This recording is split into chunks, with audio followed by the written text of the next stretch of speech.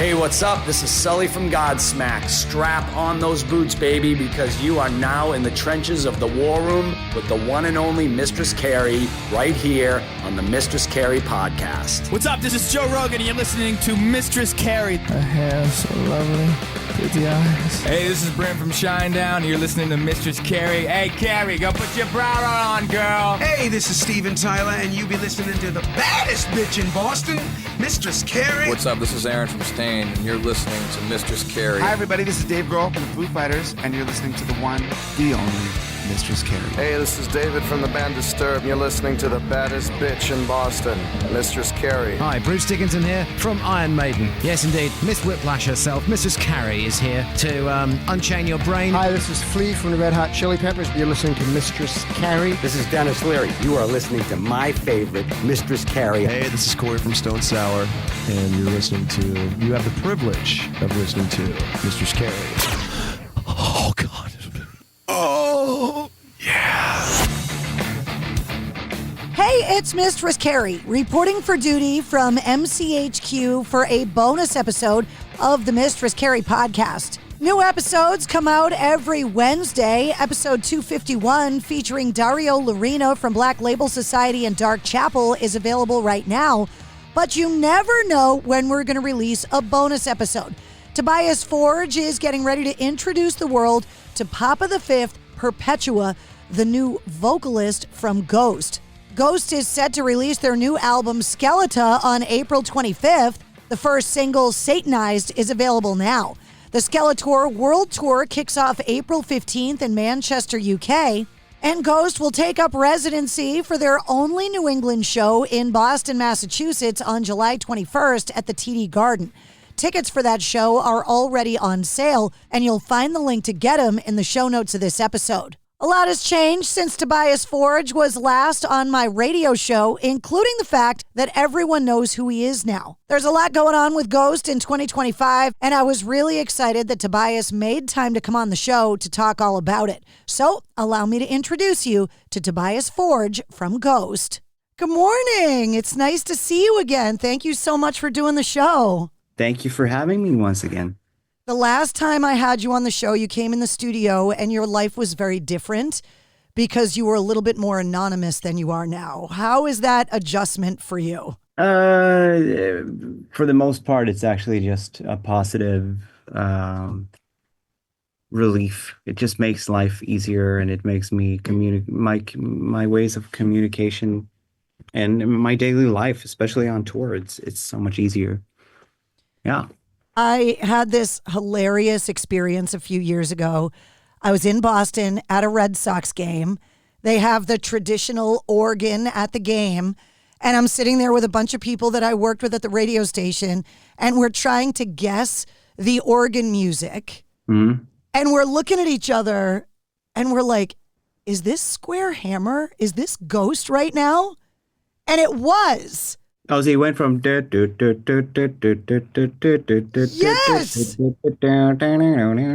The organ player at Fenway Park is a huge Ghost fan, and he was playing Ghost on the organ at Fenway. Wow, that's really cool. Where is the weirdest place you've bumped into your own music? Because I thought that one was a pretty good random example. Right. Yeah, I would have. I mean, and that makes me really proud because it's, always in sports, somehow it feels like you're really close to action and close to a forum that's just genuinely fueled by emotions and entertainment. So sort of making it with your music into that that sphere is a big thing, and luckily the Square Hammer has had that effect. I'm trying to remember if there's like a one where, I mean, I was just at a hockey match in my old hometown, and I hadn't been there for quite a few years. So I hadn't seen like a home game in 15 years probably. And apparently when our team comes out, they play Squarehammer. I didn't really know that, and I hadn't really paid attention enough to know that they had done that for, I was told, for 10 years. And I was like, what? That's a huge honor. That's fantastic. Yeah, that's badass, especially in your hometown. That's cool. Yeah. I mean, that's the sort of shit that you know, at certain points in your life, you would have wished for to have been asked to write something for them. But when it's just a fact and has been for like a decade, that's like a little bit of a, oh, fuck. We knew that you were working on new stuff, new music, new visuals for the band and the upcoming new album. When the announcement came about the Black Sabbath show at Villa Park in Birmingham, that was kind of the first, as you're looking through the artist that got the invite, and all of a sudden it says Papa Perpetua the Fifth. And fans went, oh, here we go. Can you tell me what it was like to get that call and what Black Sabbath means to you, to be part of this monumental event? I mean, first and foremost, it's a huge honor since they have meant, you know, as much to me as most others, and from a very early age as well, and both Ozzy as a solo artist, that was, you know, generally predominantly his thing. When I grew up in the 80s, he was like the big star of the band. He was part of the mainframe of I don't know, you know, your glitterati of heavy metal, sort of top 40, top 10, if you will, you know, with big hits like Shot in the Dark and Bark at the Moon and that stuff. His second career too, which is insane. That he came out of Sabbath to that success. Yes. So of course he was more like a face and more like a radio artist in my childhood, where Black Sabbath, of course, was a little bit of a.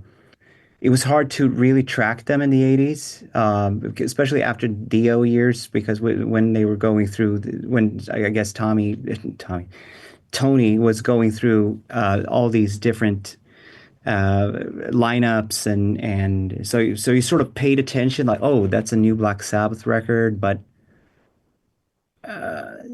later when I was like 10 years old and when I really started like buying records and really get into, I grew to love a lot of the 80s stuff as well.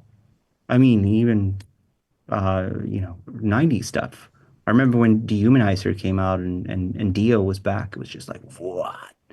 Really cool record. It felt like they were, you know, a band to be counted on again, and in micro format.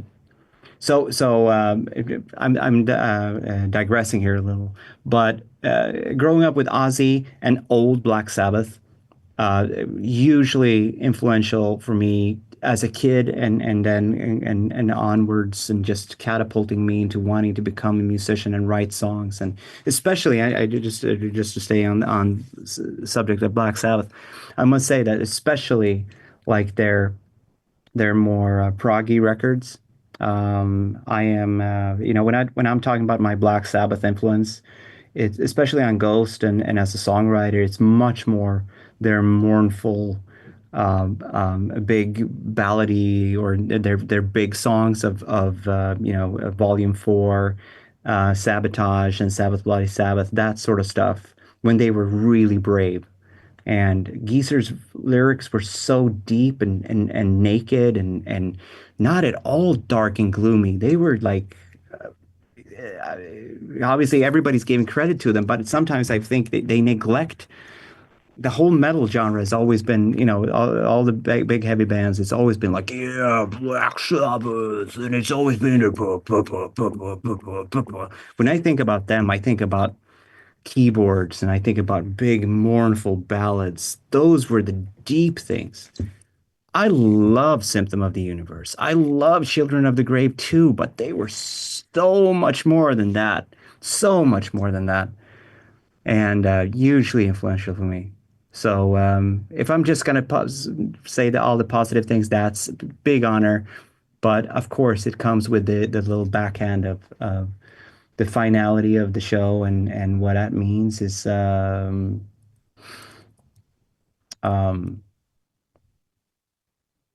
heartbreaking in a way. You've been working on the concept of Skeleta and Papa Perpetua and all of the visuals for this upcoming tour for a long time. What was the inspiration to start it all? I mean, having finished Impera and on the Impera tour, also, yeah, I must not neglect the fact that making the EP Phantomime was also a little bit of a cleansing project where I was like, I know that I can make a more direct album. So having made Impera, touring Impera, doing Phantomime, and also the film, I felt that there was a show, there was a rock show that we had never done before. I knew that because having watched Right Here, Right Now 100 times, I knew that there was something in there that we hadn't done before. I also knew that Impera, with its subjects and the thematical weight of that in correlation with the current affairs, I don't think but I don't think that the world needs an Impera 2. So I want to make a record that's like core issues, into the bone, fundamental, rudimentary introspection, that sort of stuff. And that in combination with a show that's going to differ from Right Here, Right Now, that was so close to the bone, skeleton, skeleta. Ah, there we go. That's what I'm going to do. Obviously, the audience is excited for it because the Satanized video has been seen over 4 million times in 2 weeks. What is it about clergy's tragic haircuts? Like, watching the video, the haircuts are just so wrong. Why do they have those haircuts? That shaved bowl haircut is just so incorrect. Yeah. Well, I mean, speaking of the haute couture of faith, I must say, and not without sounding creepy, but I was blown away when the girls of our band put the nuns' outfits on. It was like, you guys look fucking awesome. You look great. Those hats are a thing. They take up a lot of visual space. They do, but it actually looks good. But on a side note on that, then, just because some of course there are nun get-ups that aren't as I don't want to say just attractive, but just visually pleasing.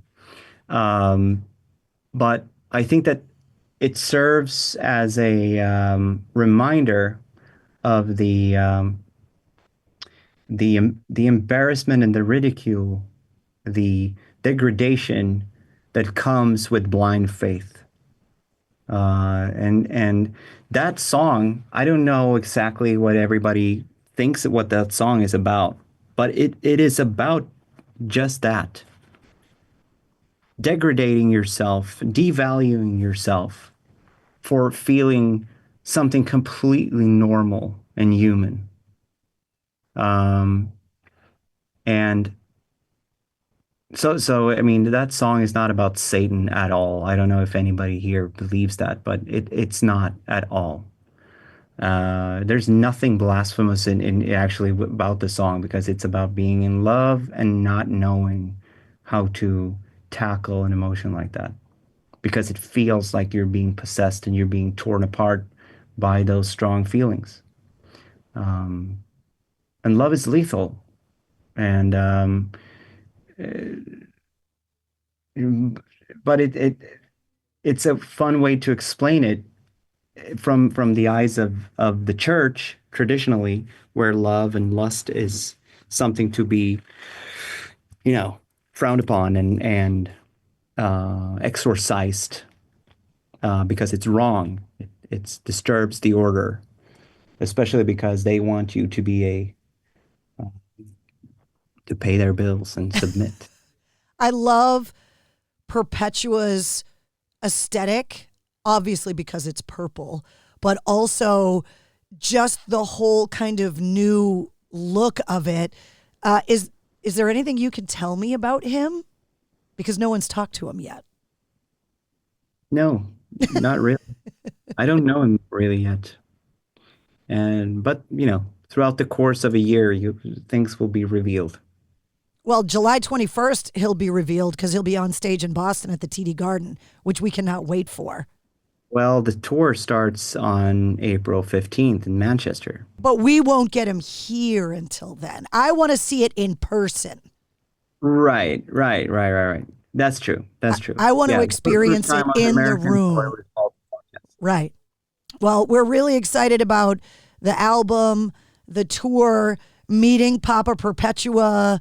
There's a lot going on with Ghost this year, and obviously paying tribute to Black Sabbath this summer is going to be a huge milestone as well. So you got a big year. Congratulations. Thank you so much. It was so nice to see you. Likewise. We'll see you Take care of soon. yourself. Congratulations on the new album. Thank you. There he is, Tobias Forge from Ghost. The stage debut of Papa V Perpetua is April 15th in Manchester, UK. But he'll be on stage at the TD Garden in Boston on July 21st. Those tickets are on sale now, and you can find the link to get them in the show notes of this episode. You'll also find all of Ghost's links, all the Mistress Carrie links, and the link to this episode's corresponding playlist. I make a playlist for every episode of the Mistress Carrie podcast that features all of my guest music and all the songs and artists that we referenced in the interview. The new Ghost album, Skeleta, comes out on April 25th. If you liked what you heard, don't forget to like, follow, subscribe, and comment on the Mistress Carrie podcast. New full-length episodes come out every Wednesday. Plus, every weekday, you get the Sit Rep. The Situation Report breaks down all of your rock news, music headlines, and entertainment updates in about 5 minutes. And you never know when we're going to release a bonus episode. Join me live every Tuesday night at 8:30 Eastern for my weekly streaming video show, Cocktails in the War Room, on Facebook, Instagram, Twitch, and YouTube. And you can always find me on the radio. Get the details on all of that and more at mistresscarrie.com. The Mistress Carrie Podcast, a proud member of the Pantheon Podcast Network.